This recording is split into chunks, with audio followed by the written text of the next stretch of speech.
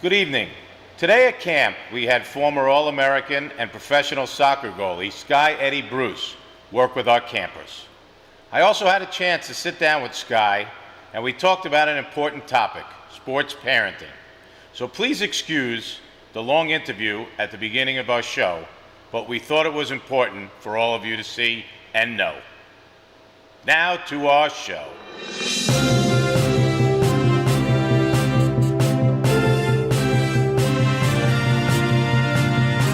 Welcome to our video newsletter.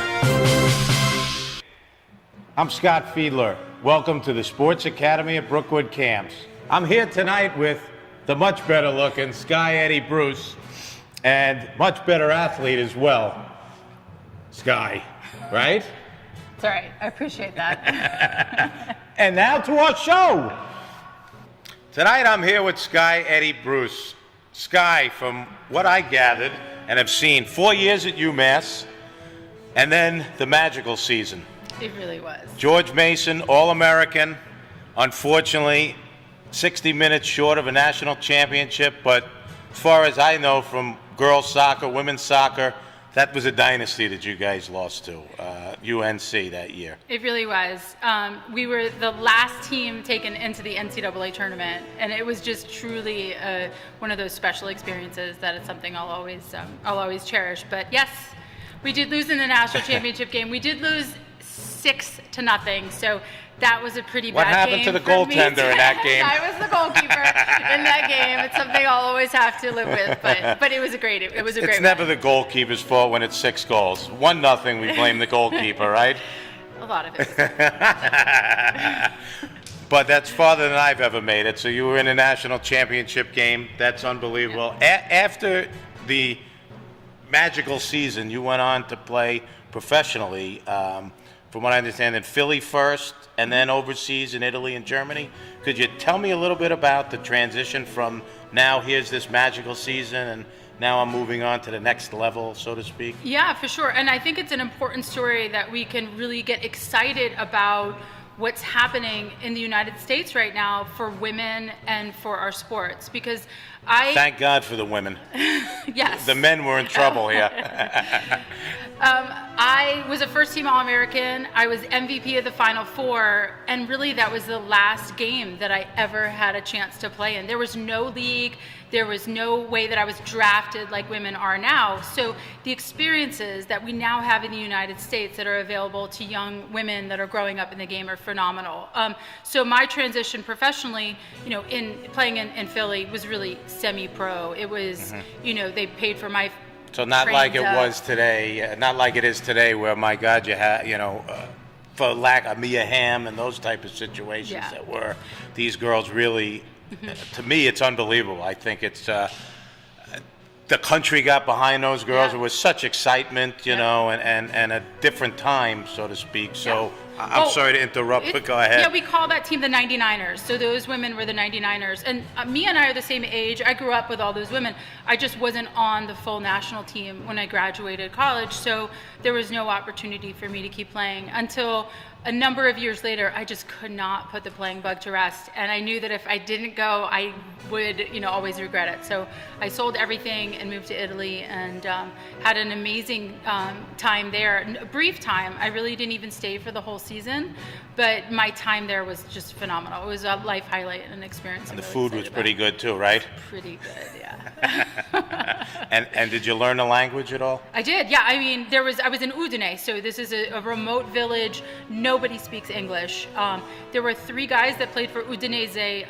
Martin Jorgensen, I was telling the story earlier to the kids when I was talking to them, but Martin Jorgensen, Thomas Helveg, and Mohamed Gargo from Ghana, from Denmark. So that was the only English I had. And then the UCLA men's basketball team came through to play. Perfect timing. Yeah. And those guys arrived, and I was just like nonstop talking for like 2 days. Thank goodness, right? They were probably like, we got to get out of here. We need to move on. But no, it was a great experience. That's awesome. I'm impressed by that. My experience was in France. I went to the Eiffel Tower for 3 minutes, the Louvre, checked in, said hello, and that was about it. Yeah. But tell me a little bit now. I know, to me, this is the most important thing you're doing, and I am now a sport parent. I have twin 7-year-olds, and it's crazy to me what parents are doing on the sideline. And I know now you have a website that you deal with, soccerparenting.com. And tell me a little bit about it, what you're trying to teach parents. I mean, to me, as a sport parent now, when my kid's playing, I watch. I cheer all the kids on. It doesn't, but then again, people like you and I have been there, and it's not, I'm not living through my kids. So, tell me what you're trying to teach people out there. What's, what you think the main goals and tips of soccerparenting.com is. Sure. Well, a lot of people think, and when they hear what I'm doing with soccerparenting.com, they assume that I'm trying to reach the crazy soccer parents. And we all know that there are definitely crazy soccer parents out there, crazy sports parents. All sports parents, crazy sports parents. And really, that's not who I'm reaching. Who I'm trying to reach out with and engage with are the level-headed parents that just need some help, that haven't ever received any guidance. Because we've done a pretty good job in the United States with coach education across sports. We've done a pretty good job with player education in terms of technical, tactical, those things. But we've completely neglected to educate parents along the way. So all I'm trying to do through my mission is to inspire players by empowering parents. And so I think when the level-headed parents can sort of rise up, if you will, and not allow the crazy parents, the crazy coaches to take over, then we're going to see some real improvement in the sport. What's happening in this country too, we're letting the crazies, and we need the middles to take over a little bit. But and so this is sort of a rise up and calling out to those level-headed parents, and the response has been phenomenal. Really, ultimately, what I'm trying to do is keep kids involved in sports. The sport and fitness industry recently came out with statistics that there's a 13% drop-off in players between the ages of 6 and 12. We've known this for a long time, but now we're starting to see the New York Times talking about that. We're starting to see Forbes talking about that in recent articles. And it's really bringing to attention the fact that youth sports is not working. And so that's what I'm trying to do, is to help us rethink youth sports. I agree. My biggest fear as a sport parent, now here I played, I coached, and my biggest fear was starting them too early. And it's funny because, as a basketball coach in the past, my son I won't allow to play yet games. He's not ready as far as I'm concerned. Yeah. He's not able to shoot on a 10-foot basket, but now the rest of the neighborhood's playing in these games. And now it's, what's wrong with you that you're not letting your son play in these leagues? And, like I said, I just think it was something, my opinion as a coach, that a kid at 6 and 7 is not ready to play basketball. Yeah. A 10-foot basket they're not ready to do. And I think, soccer has an advantage that they can play young, but I think, and tell me if I'm wrong, that sometimes they're pushing these kids too far in these travel teams, and you're 6, 7 years old. That's why they're quitting by the time they're 12. Yeah, I think what's happened is that when you and I grew up playing sports, there were the outliers. I was probably an outlier. I was one of the 1%ers that really had the right mentality, that really, had the right focus and determination. Jay was one of those. Possibly you were one of those. I was a 2% guy. Come on. But now what's or maybe happened 5. I don't know. is that 1% has become, we're trying to fit 10% into that. And so those kids that don't have the intrinsic motivation, that aren't really driven personally to want to love the game and keep training because of that, those kids are dropping off.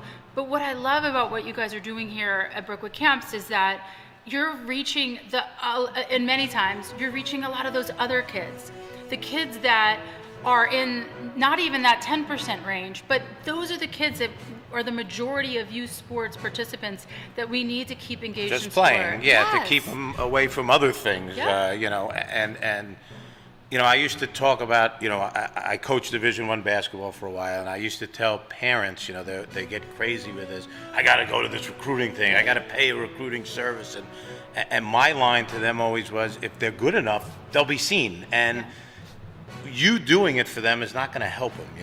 When I got out of coaching, there was a time I did some private lessons with kids, and I finally said to one parent, does he play any time without me? Right. And his line to me was, no, that's why I hired you. And my line back to him was, bad business, I think, here, but you know what?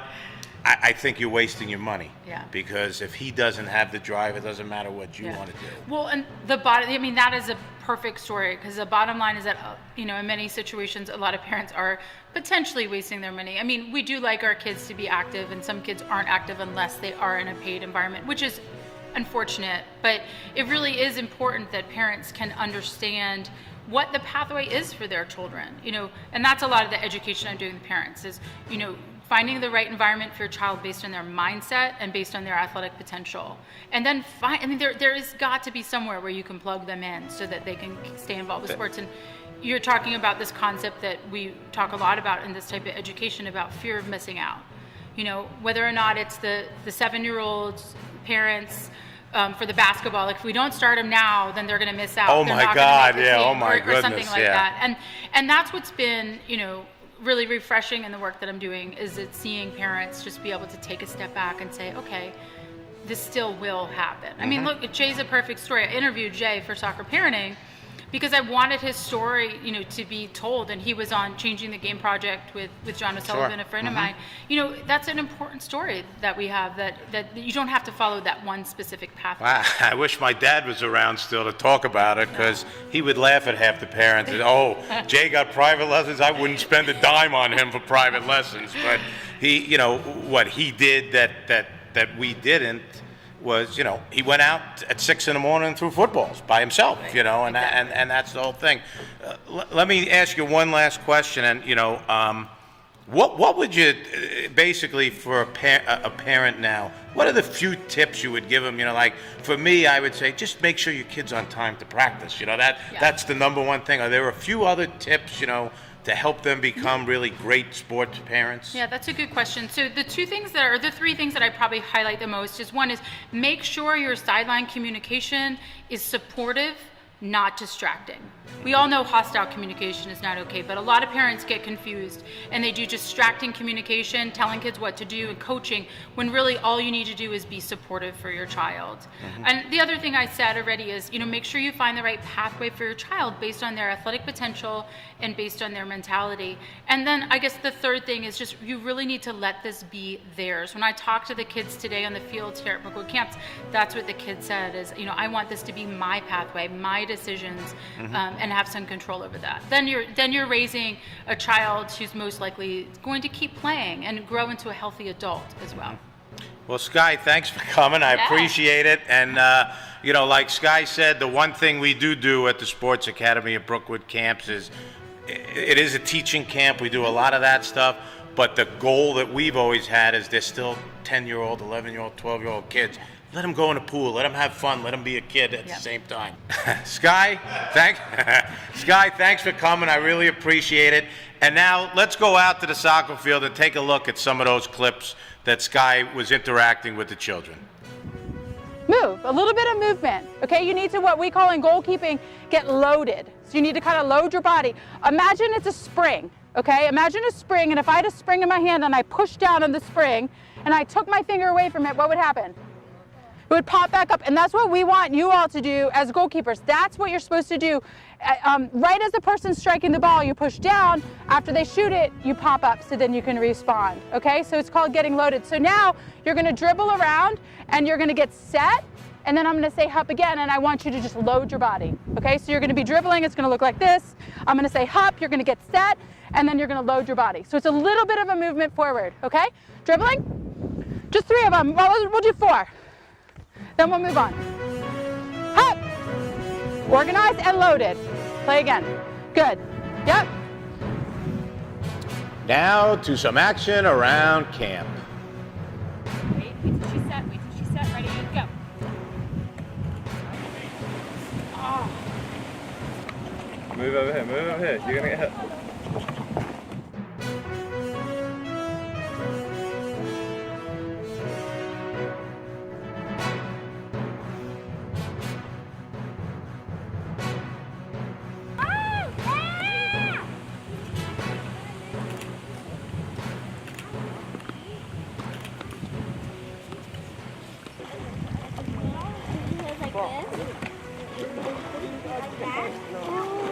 See my arms. Elbow to the sky, hand out, not splashing. Everybody practice in place. Face on there if you want to use one. No, I don't know if it's there. Good night from the Sports Academy at Brookwood Camps. I'm Scott Fiedler with Sky Eddie Bruce. We'll see you all again tomorrow for another terrific day of camping.